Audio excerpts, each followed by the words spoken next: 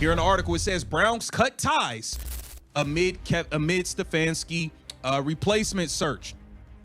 Here it says, all things considered, Browns offensive coordinator Tommy Rees probably never had much of a chance to stick around as the head coach of the team, even after he interviewed for the job almost directly after Kevin Stefanski was fired. Rees was a first-time NFL offensive coordinator this season. Though Stefanski held on to the role as play caller for the first half of the season, Rees took the mantle as the team went from Dillon Gabriel at quarterback to Shedeur Sanders, but not much improved offensively. Now, we all know Tommy Rees was in on the wrist play gate with Shedeur Sanders. They sent the man out there with the wrong plays in his wristing. Shedeur tried to cover it up for him because he's trying to look like a good soldier and not throw anybody under the bus. Tommy Rees is in on that. Kevin Stefanski's in on that. Him and Kevin Stefanski's in cahoots for all I know. You know what I mean? So he had to go. He had to go. The Cleveland Browns just fired someone who tried to destroy Shedeur Sanders' career before it even started. And this wasn't some low-level assistant. This was the offensive coordinator who looked Shedeur in the eyes every single day and sabotaged him behind his back. Tommy Rees is out. And the way it happened exposes everything. But before we get into how deep this conspiracy went, you need to understand three things.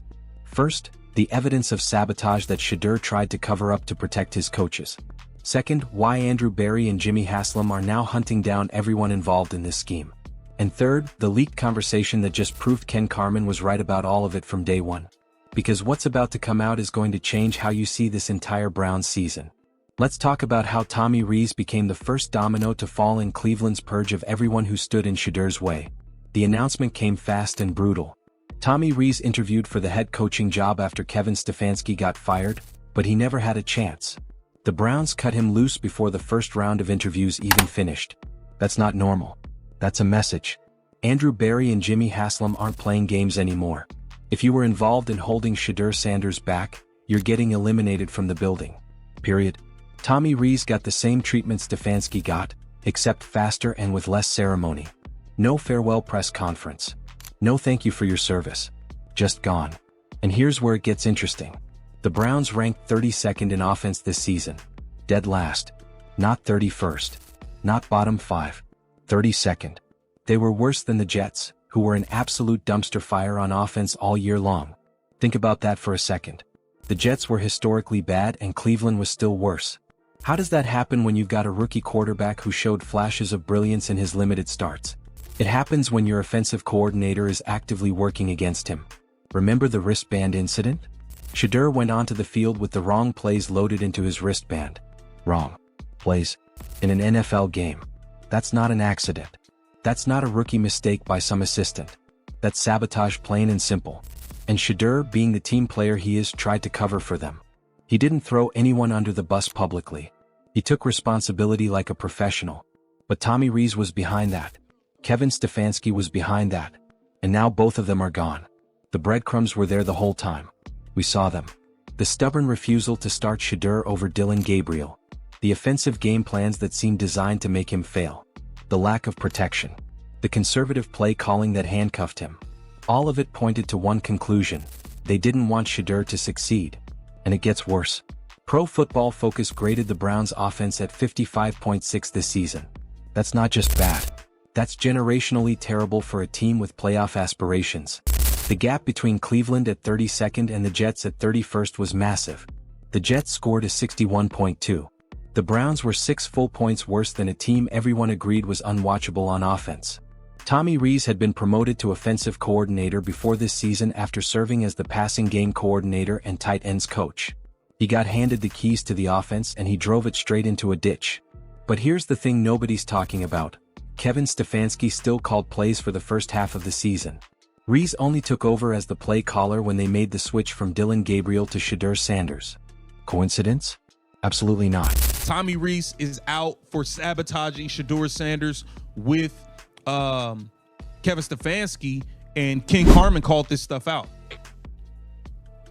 Riley Leonard, you mentioned Riley Leonard. I saw what he did at Duke, and then I saw what he did at Notre Dame. I saw what Shedeur Sanders had to do at Jackson State in Colorado. You mentioned Jackson Dart. We've talked about Jackson Dart ad nauseum. We've talked about Tyler Shook ad nauseum. But these were guys that they went and made investment, with the exception of Riley Leonard. I'll grant you Riley Leonard. That You weren't asked to do a whole lot if you were Riley Leonard. But if you go to the other two guys you're comparing him with, there's no comparison. You took a guy at 25 overall if you're the Giants. You took the other guy in the second round, if I'm not mistaken, with Tyler Shook. Of course you're going to give those guys reps. The one had Russell Wilson in front of him. Please, you might as well put a dead body in front Shedeur of him. Was and lucky. the other one had Spencer Rattler in front of him. Shedeur's living a blessed life that he got that opportunity. You were going to get reps. The other one, and this is why Kevin's out looking for work right now, apparently is because you put Dillon Gabriel in there, and for whatever reason, they had faith in Dillon Gabriel. And you had two older quarterbacks there. They gave Rees full control right when Shedeur took over, and suddenly the offense got even worse. The play calling became more conservative. The protection schemes fell apart. The game plans were vanilla and predictable. It's like they handed Shedeur a set of handcuffs and said, "Good luck, rookie." Now here's what the Browns just reported. Mary Kay Cabot broke the news that Tommy Rees won't be getting a second interview for the head coaching position. He's out of the running completely. Meanwhile, defensive coordinator Jim Schwartz is getting a second interview. Todd Monken, the Ravens' offensive coordinator, is getting a second interview. But Tommy Rees? Eliminated. The Browns are moving on to their second round of interviews before they've even finished the first round. That's how badly they wanted to make sure Tommy Rees knew he had no future in Cleveland. They couldn't wait to cut ties with him. So why the urgency? Why eliminate him so quickly? Because Ken Carmen just exposed exactly what happened behind the scenes, and it proves everything we've been saying about the Dillon Gabriel disaster. Carmen went on the radio and broke down the entire situation in a way that left his co-host stammering for excuses. He laid out the facts. Riley Leonard at Notre Dame wasn't asked to do much under Tommy Rees' offense.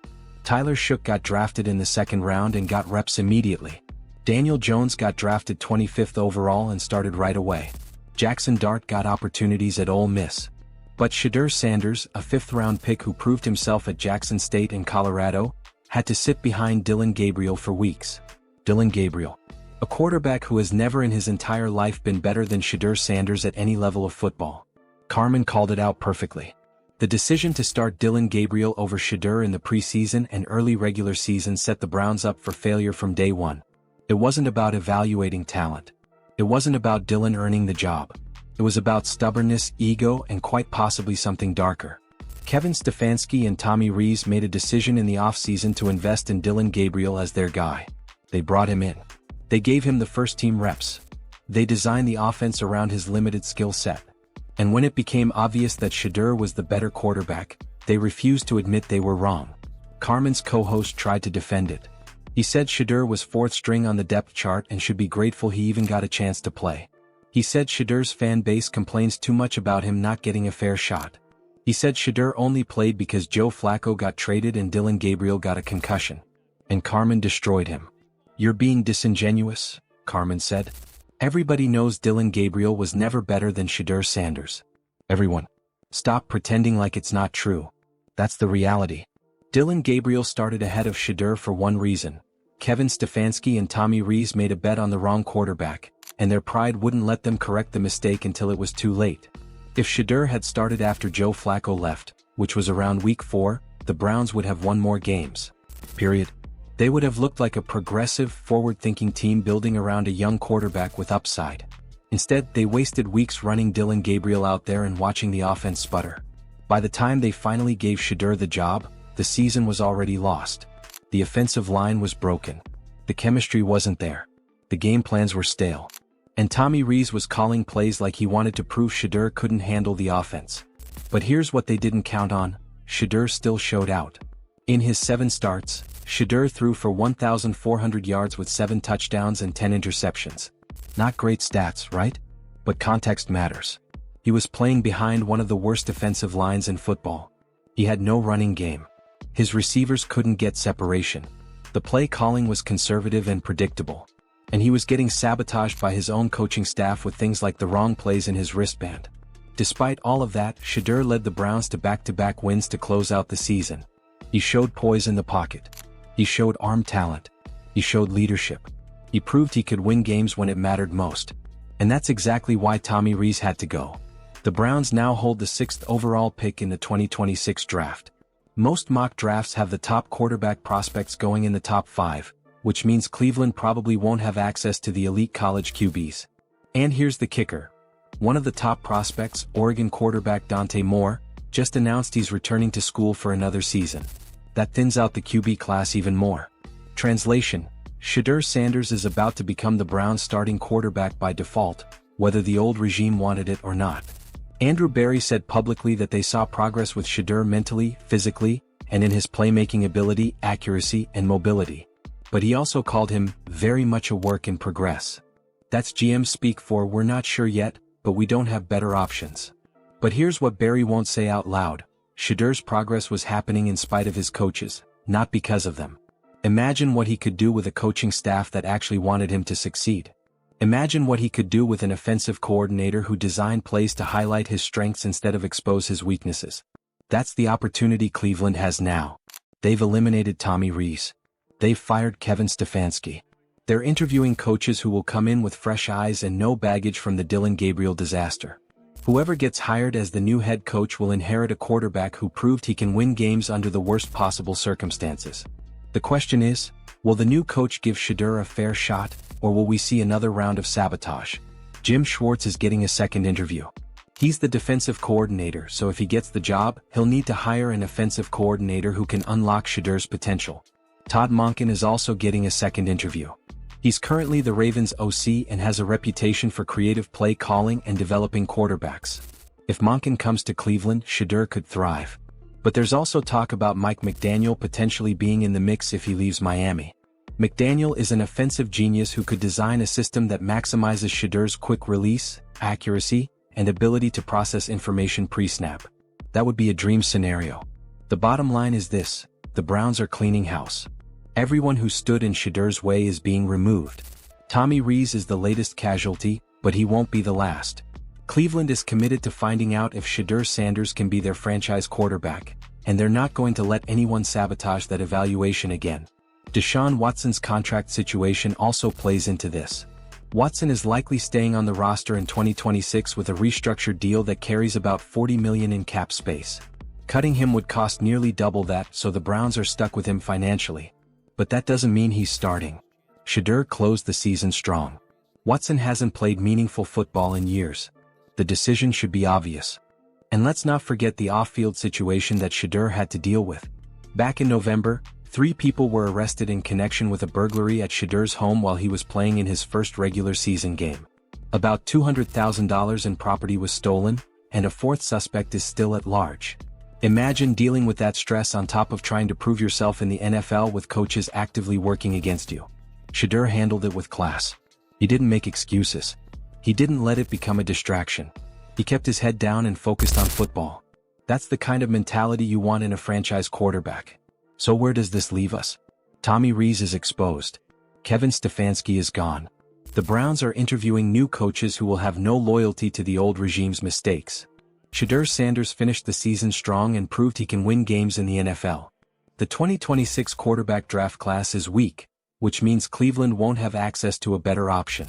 All the pieces are falling into place for Shedeur to be the guy in 2026. The saboteurs are gone. The front office is committed to giving him a real chance. The new coaching staff will have every incentive to develop him into a star. This is Shedeur's moment. The Browns just cleared the path for him to succeed. No more Dillon Gabriel. No more Tommy Rees sending him onto the field with the wrong plays. No more Kevin Stefanski refusing to give him first-team reps. It's time for Shedeur Sanders to show the world what he can do when his own team isn't working against him. If you want to see how this plays out and whether Shedeur can lead the Browns to the playoffs in 2026, hit that subscribe button right now. We're going to be covering every step of this journey and you don't want to miss it. Drop a comment below and tell me, do you think Shedeur can be a franchise quarterback, or are the Browns setting themselves up for another disaster? I want to hear your thoughts. This is Gridiron Insights and we'll see you in the next one.